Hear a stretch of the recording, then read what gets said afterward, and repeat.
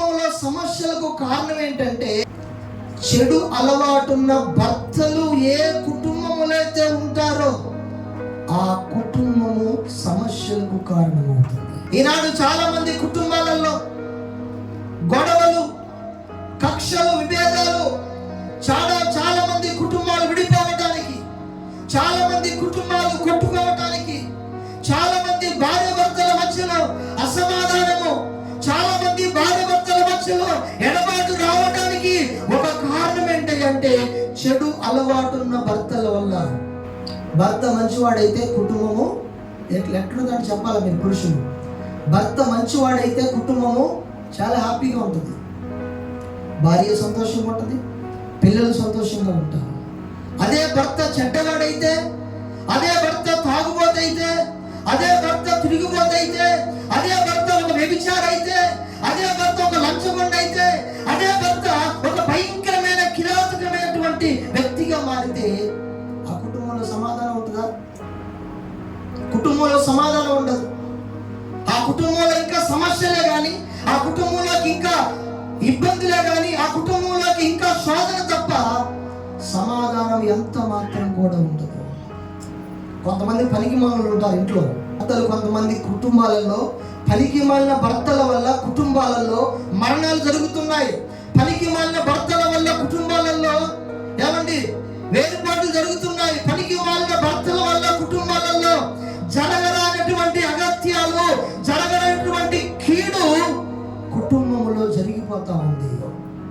కారణం ఏంటంటే పనికి మాలిన భర్తలు, చెడ్డ భర్తలు, పురుషులు చెడిపోతున్నారు, కుటుంబాలలో సమస్యలకు కారణమవుతున్నారు, కుటుంబాలలో ఇబ్బందులకు కారణమవుతున్నారు, కుటుంబాలలో గొడవలకు కారణమవుతున్నారు, కుటుంబాలలో అసమాధానానికి కారణమవుతున్నారు, కుటుంబంలో నెమ్మది లేని స్థితికి కారణమవుతున్నారు. కారణం ఏంటంటే చెడు స్వభావం, చెడ్డ అలవాటు, చెడు పద్ధతి. ఈ నాబాలు మోటువాడు, అతని పేరులోనే ఉంది. నాబాలు అనగా మోటుతనం కలిగిన వాడు, బహు పనికి మాలిన వాడు. పనుడే చెప్తున్నాడు యజమానురాలు, తమా మన అయ్యగారినంత పనికి మాలినోడు ఇంకొకటి లేడు, ఎవడి మాట అయినట్టు.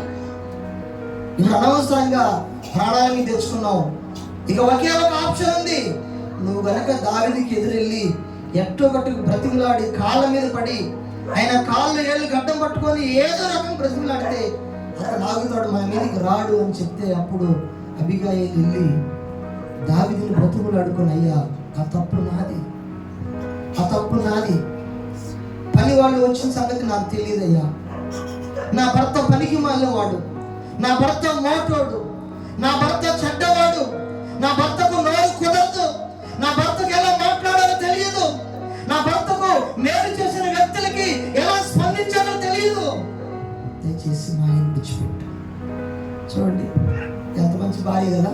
అంటే ఒక పనికి మాలిన వ్యక్తి, ఒక చెడు భర్త వల్ల కుటుంబానికి ప్రాణం వచ్చింది, ఆ సమస్య వచ్చింది.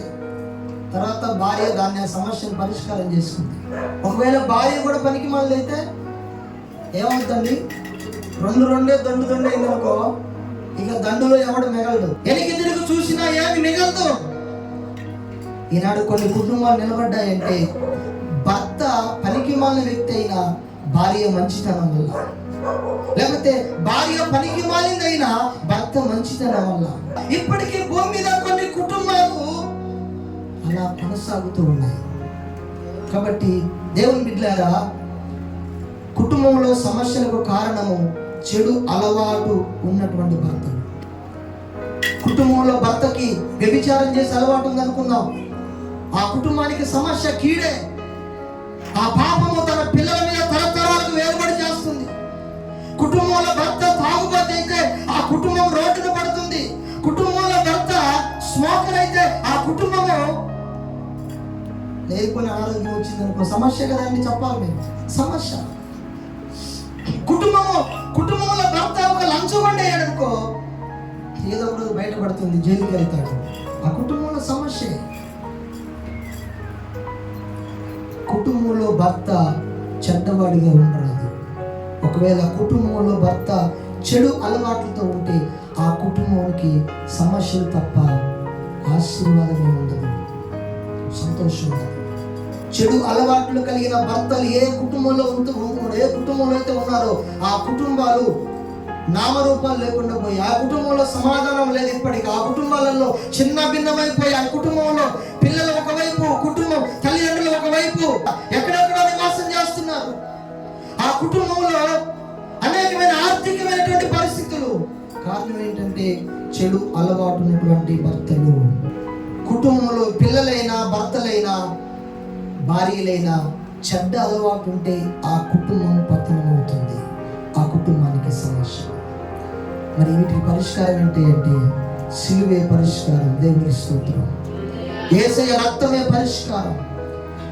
యేసయ్య పాదాల యొద్దకు వచ్చి, సిలువ యొద్దకు వచ్చి మోకరించి, ప్రభువా నేను చెడు వ్యక్తిని, పనికి మాలిన వ్యక్తిని, పాపిని, నాకు లేనిపోయిన అన్ని అలవాట్లు ఉన్నాయి, దీనివల్ల నా కుటుంబం పాడవుతుంది, దీనివల్ల నా కుటుంబము సమస్యలకు వెళ్తుంది, దీనివల్ల నా కుటుంబానికి అనేకమైన సమస్యలకు కారణమవుతున్నా, నేను నన్ను క్షమించు.